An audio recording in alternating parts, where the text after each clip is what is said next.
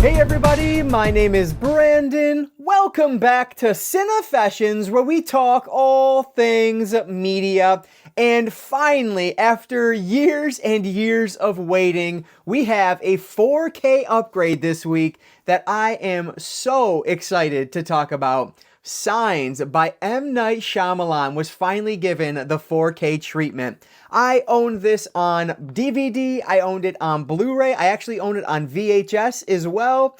But is it worth it to pick up this 4K upgrade? Let's talk about it a little bit here. So let's not waste any time at all. Let's dive right into my 4K review of Signs. So as I always like to do, let's go over the packaging first, just so you know what you're getting. Not a whole lot here, to be honest, but you do get the slipcover on the front there, and then you have the back of the slipcover. And of course, on the inside, we have the same cover art on the front, and then the bonus features listed on the back there. Opening it up, we have the Blu-ray disc along with the brand new 4K disc.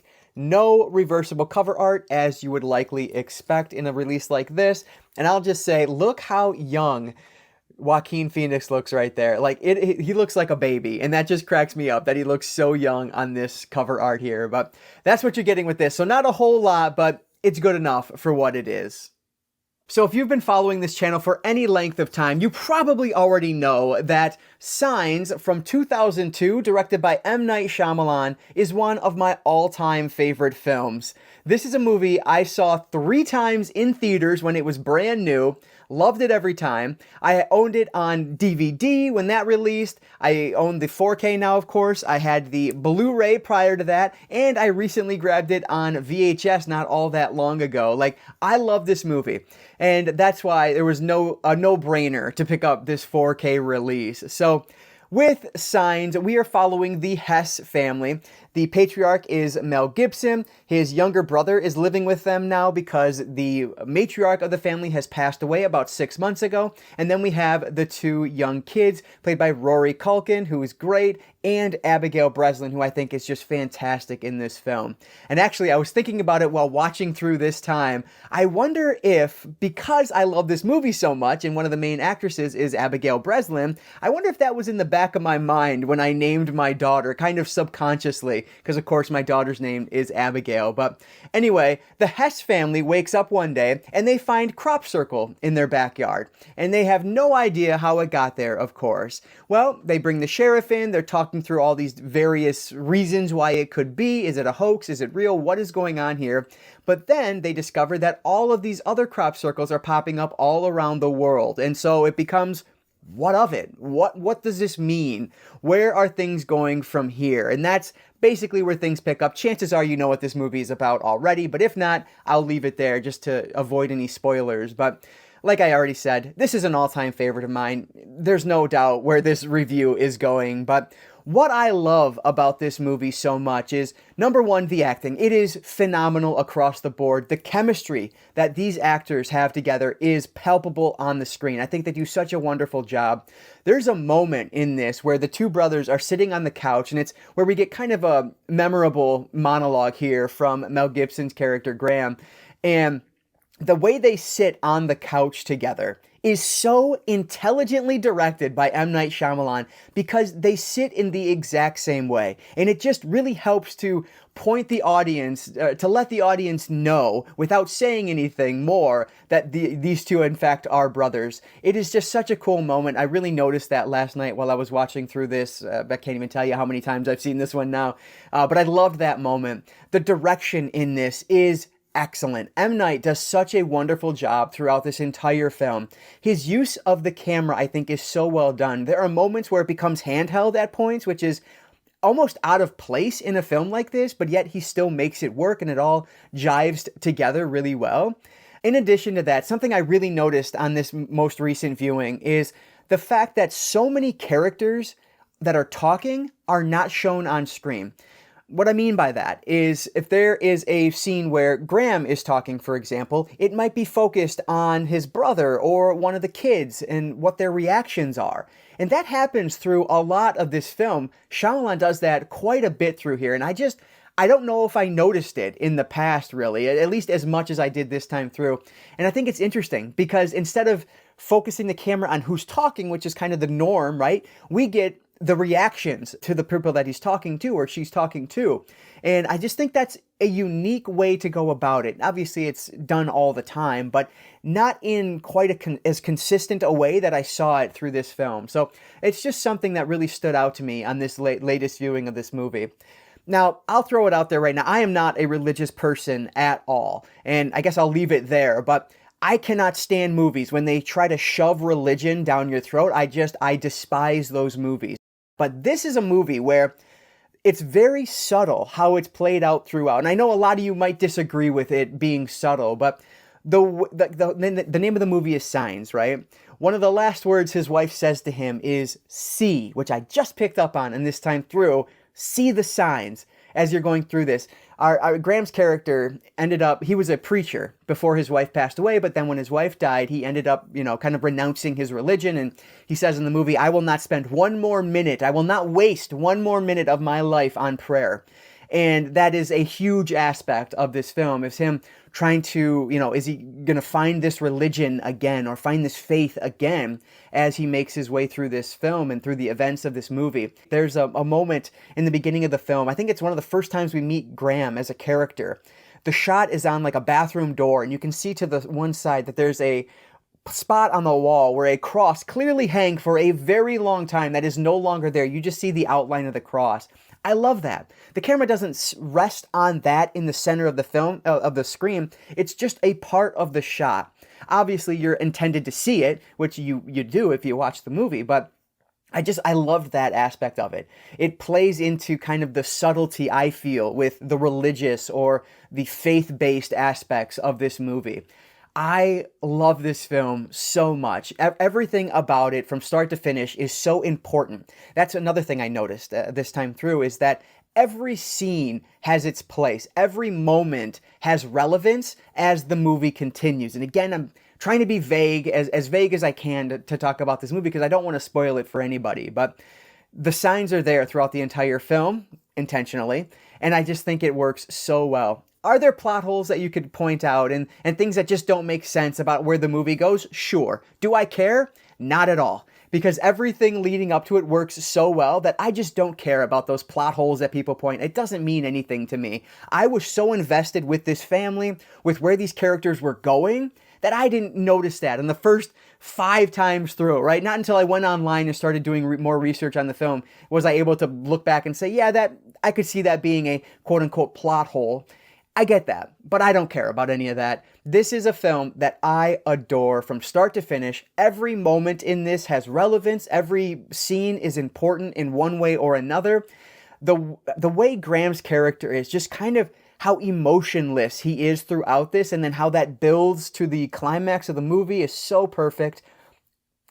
I'm going to stop there. I'm just rambling, but this is a masterpiece in my opinion. Is it a perfect movie? Probably not. But that doesn't stop it from being a masterpiece. I am giving Signs from 2002 5 out of 5 stars, just like I have every single time I've watched this movie. If you haven't seen this, you are doing yourself a disservice. This is, in my book, as good as they come. I love this film. The real question we need to talk about today, though, is if you're not a giant, massive mark for this movie like I am, is it worth upgrading from the Blu-ray to get this 4K disc? Well, let me start off by talking about the AV side of things on this release, and that's where things kind of get a little bit questionable to me. This is a movie that, because of its color palette, it just doesn't really pop in any way, shape, or form on the 4K format. In fact, about 10 minutes in as I was watching this, I just said to myself out loud, I said, wow, this movie looks dark. And when you compare it to what I've been watching most recently over the years with the Blu-ray release, heck yeah, it is significantly darker. It is going to be impossible for me to showcase that on this video review because I have no way of capturing 4K footage yet. I don't have that capability right now. I did take a picture of the screen comparing that same moment from the Blu-ray to the new 4K upgrade. But with, iPhones, it always puts like automatic HDR on it, and it just does weird things to pictures, so you're not really going to get a true sense of the difference. Maybe you're seeing those and maybe seeing a difference, but to me, this is a notably darker film. But I think that's a good thing, because if you watch the Blu-ray, it looks artificial the way that it's done, the way that the Blu-ray is presented. Here, it's a lot more natural, and it feels more realistic. But that said, this probably won't wow anybody. This is not a disc I'm going to turn to when I want to showcase how good or how cool my TV looks with 4K. Because to the average eye, which is me, right, you're not going to notice that much of a difference between the Blu-ray and the 4K. Where this really shines is within the detail itself. There is notably more detail on this 4K disc than there is on the Blu-ray. But really what I noticed is that color palette. It is so muted that it just doesn't give you that wow factor that something that is more colorful might. Even in the day scenes, while I think they looked good, they didn't look that much better to my eye than the Blu-ray. Frankly, this is one that if you're buying it specifically and only for the 4K or for the visual upgrade, I don't know that it's terribly worth it. Now, I could be wrong on this and others might completely disagree, but to my eye, the difference between the Blu-ray and the 4K is not that stark. So keep that in mind going into it. While I did notice the difference, it took some comparisons, A/B, looking back from the Blu-ray to the 4K to really kind of see that. And what I do like about this is the fact that it is more muted, which makes it more realistic. It feels more, I would say more filmic because of that also. And that's another thing.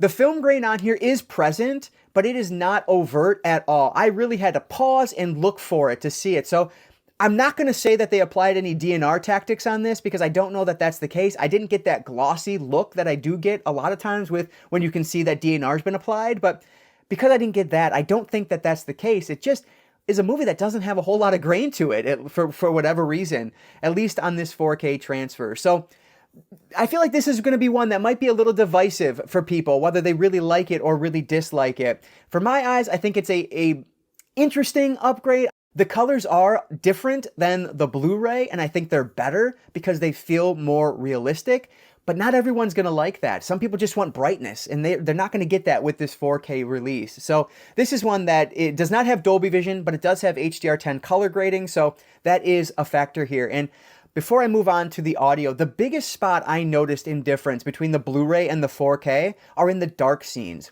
In that infamous monologue that Graham gives kind of midway through the film, toward the end of it, it's a very important character moment that is going to drive the rest of the movie forward. And it almost came off as a bit eerie in the 4K transfer because we get one half of his face. And that's something that I noticed a lot with the 4K is one half of the face is just completely covered with darkness where the other half you can see. And I didn't notice, you don't see that quite as prominent in the Blu-ray release. On the Blu-ray, specifically during that moment, you can make out his second eye, right? You can make out the other half of his face a little bit better, where with this, on the 4K, it was just black. Like, I couldn't make out the second half of his face at all. And because of that, it almost felt a little spooky. That's like the best way I can describe it, I guess. It felt a bit more like a horror film in that moment, which I think works and may have been the intent of Shyamalan to begin with, because it's showing a bit of the dichotomy of the character. You know, he was this one thing and now he's something different. And will he get back to the one thing he was prior? That's one of the big questions in the film. So to me, it feels intentional, but to some, they might not like that. So just something to keep in mind. I hope this makes sense. I feel like I'm rambling a little bit, but it was such a weird 4K to watch because of how dark it was compared to what I've seen prior. So something to keep in mind with the visual side. It's not going to be for everybody, but I'm happy that I've seen it in this format now, and this is the way I will watch it moving forward. On the audio side of things, you do get an upgrade. So the Blu-ray had a 5.1 uncompressed audio track, whereas on this one we get a DTS HD Master Audio 5.1. So you do get an upgrade there on the audio side. Now, I'll be honest, to my ear, did I really notice it? Not all that much, but I think it sounds great either way. I don't know that it sounded night and day different from the original Blu-ray release, but I think what is here sounds really good regardless. So I think on the audio side, they do a really nice job with this. I would have loved to have seen Dolby Atmos on here, and actually I thought there was Dolby Atmos supposed to be on this, but there's not. It's not advertised anywhere, so that was just me misremembering. So that was a little bit disappointing that I noticed that it didn't have Atmos, but still, I think this 5.1 HD track, I think sounds really great. So no issues on the audio side, but again, I just don't know if you're going to notice that much of a difference from the uncompressed track on the Blu-ray disc. Moving over to the special features on this, and I'll point out once again the Blu-ray disc here. So let me open this up so you can see the inside of this case here. That's what the original Blu-ray looked like. So it does look different than what I showed you on this Blu-ray disc. However, the contents are 100% identical. These are the exact same discs with a different cover art on this one or different disc art on this release. So that said, all of the special features that you have on this Blu-ray release are present on the 4K release. And unfortunately, there is absolutely nothing new here. There's not even a new audio commentary track, which I would have loved for Shyamalan to go back and do a full commentary on this, you know, now 22 years later, just to see what he had to say about it. But unfortunately, that's not the case. Now, if you're someone like me and you love this movie as much as I do, you probably have already watched through all the bonus features on here. There's a really great 6-part making of documentary on this, which is an awesome watch if you're a fan of the film or just interested in Shyamalan's filmmaking process at all. It's very detailed and they do a great job with it. And I remember bits and pieces of it from watching it in years past, and it's a great documentary. But again, it was already available on the Blu-ray. On top of that, you also get storyboards. You get a short film from Shyamalan. It was like his first alien invasion film from when he was a kid. It's super cute. That's on here as well. And there is, actually, I think that's it. Yeah, deleted scenes. That's the other aspect on here is the deleted scenes. So while this is loaded with awesome bonus features, if you're like me, you probably already watched through all of them. So that was another kind of disappointing aspect to this, was that we didn't get anything new with this 4K release. So if you're coming into this movie blind, you don't own it already, absolutely, these special features are great. But if you're like me, you might be left wanting, I guess is the best way to say it. This is such a difficult 4K review for me because I love the movie so much.